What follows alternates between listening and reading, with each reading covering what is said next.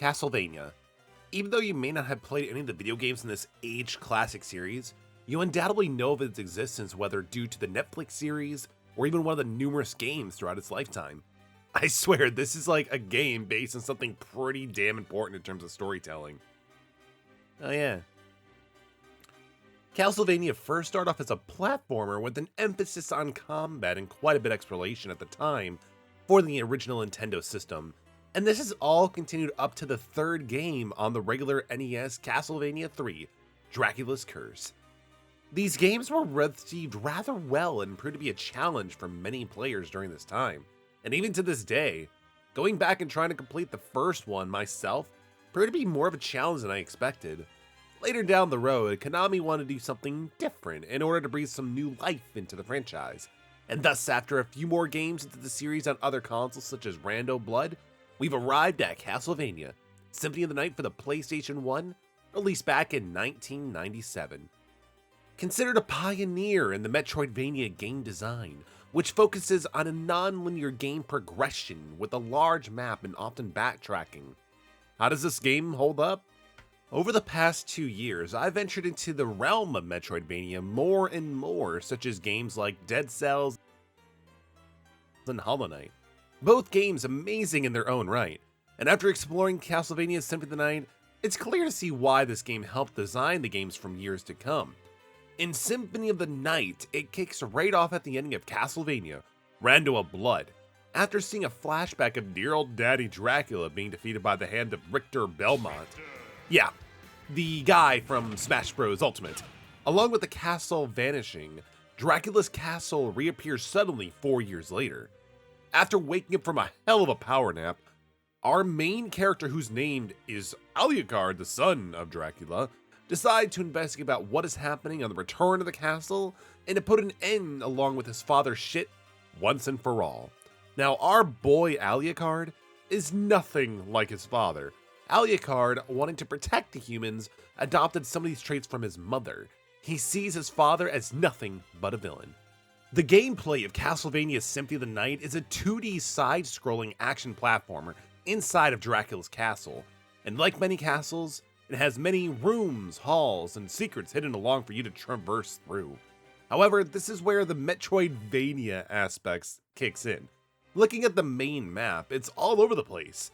There are multiple paths that lead to different areas, fast travel spots, and sometimes places where things link up back together. The main thing with this game is to explore as much as you can, defeat enemies to level up our hero, and upgrading your equipment to handle what the game throws at you. The game also incorporates RPG elements. As you kill your foes and gain experience points, you are allowed to level up, dealing more damage and having greater HP. This feels right at home, and personally I feel this aspect was introduced really well, since it encourages you to defeat anything in your path, as well as to explore new bosses for bigger experience gains and new items. Alucard is a jack of all trades and is able to rock any type of weapon or armor found within the game, which is wonderful since it gives you a constant progression in terms of damage output, damage protection, since this game does offer different damage type and affinities, and multiple weapon types involved in the game. Having a sword all the way through may make it feel stagnant and repetitive. However, changing the option every now and then makes combat much more engaging than I would give it credit for, and sometimes optimal if they carry any special effects. And considering Alucard is able to rock most weapons with one hand, you're more than welcome to assign your left hand with the role of a backup weapon, or even some healing items or other useful items in combat, or even something such as the library card, which takes you back to the library to pay back the late fees on Michiganders, Orgs of Ohio from 2002. If only I was actually making that part up. But wait, there's more! We haven't even scratched the surfaces on abilities such as double jumping. Now, double jumping is huge in any platformer since the main reason is to jump and explore. Giving this is basically giving you the win, but not with this game. A lot of the other locations are often out of reach of the double jumps area, which at first seems like a tease, and it certainly is, but it grants more importance to the needs of exploring in order to find the solution. Now, exploring this castle seems like it can be daunting. However, with Alucard throughout his journey gets a lovely array of new powers and abilities to make it more manageable, such as transforming into a flying bat, turning into a ball of mist, and phasing through doors. Believe it or not, this is actually kind of an important one. And of course, who could forget transforming into a dog? He has a cute little sword. And each of these new forms in the trenches of the castle hold new powers you can tap into by discovering them. Trust me, during the second half, where the world literally flips upside down, the ability of transforming into a bat and gaining some offensive capabilities with that power-up is near essential for progression.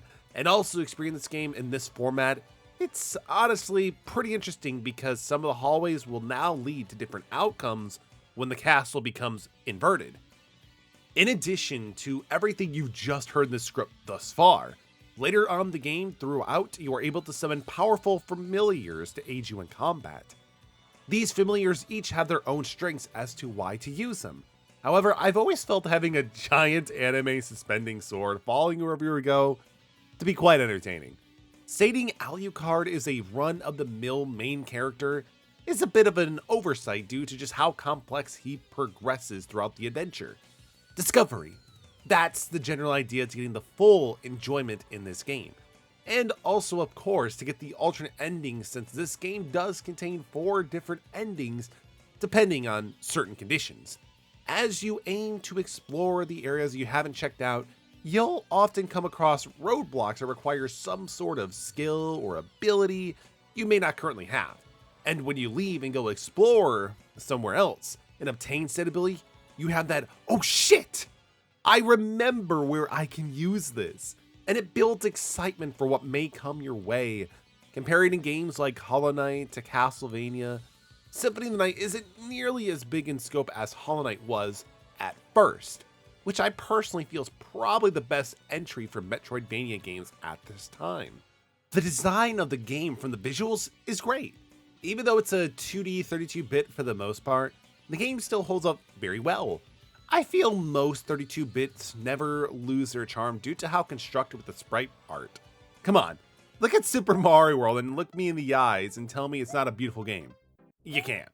The team from Konami took quite a bit of inspiration throughout the castle and laid it out where each area is unique in its own right, from the application of the use of the exterior design, even to give even the Property Brothers a run for their money. Music design for the game is very impressive. It has that haunting, looming atmosphere attached to it, really laying on the immersion as you explore throughout the castle.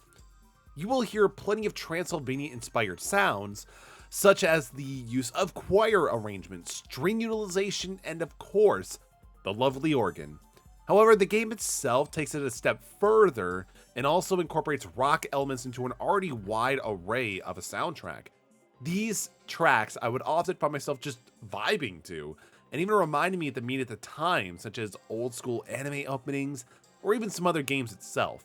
Like, there were times where I did start reminding myself of some music from the F-Zero series from Nintendo. Not only does this game have an amazing set list to be able to bring up the hype and suspense, but some pieces I found listening to again and again while writing this script were beautiful and endearing, which makes sense considering the use of certain encounters throughout the game's story. Honestly, this game is nothing short of a masterpiece, and one that has very few flaws, if any. The only thing that may be frustrating to new players to this genre of gaming is the lack of direction. But really, that's the main point of this game, is to explore. Personally, this game was very well designed in the fact it was rather hard for me to even get lost. And this is coming from an experience of someone who played it for 2 hours once a week, live at twitch.tv/metallicaerox. I'm actually kind of quite proud of that shameless plug. So natural. However, if you find yourself having any trouble in the game of where to go, generally you can open up your map and see something maybe not explored. 8 out of 10 times, this is a great indication of where to go. However, aside from the direction of where to go, some things I will admit were very hard to come across or even piece together to get to other ends of the game or certain rooms, which involves using certain equipment being equipped at a certain time in a certain room to trigger certain events. Hint, there's a clock room. That's the most important thing. There may have been an NPC or someone explaining this beforehand that I may have missed, but regardless, once you hit the credits, the game loads up your most recent save prior to the final event, so nothing is stopping you from backtracking to complete those requirements and get the ending of your choice. I went in with some expectations of this game being good, and I was wrong. This game is amazing. It's a masterpiece in every sense of the word, and I couldn't recommend this enough. It's a great entry for Metroidvania series and just an amazing game overall. It's 2022. I played PlayStation games as a child, in my teens, and being a sad 27-year-old man who pays taxes. And I can say this is now one of my favorite PlayStation 1 games of all time. No nostalgia hovering over to affect my choice. Just pure enjoyment from this game. Thanks for watching, everyone. It would mean the world to me if you would subscribe to the channel and leave your thoughts down below in the comments section below on your thoughts on the game or even any other retro masterpieces I may have on my time on this earth. Hit that like button if you enjoyed the video, and like always, thank you for your time. I appreciate you, and I hope you all have a wonderful day. Peace.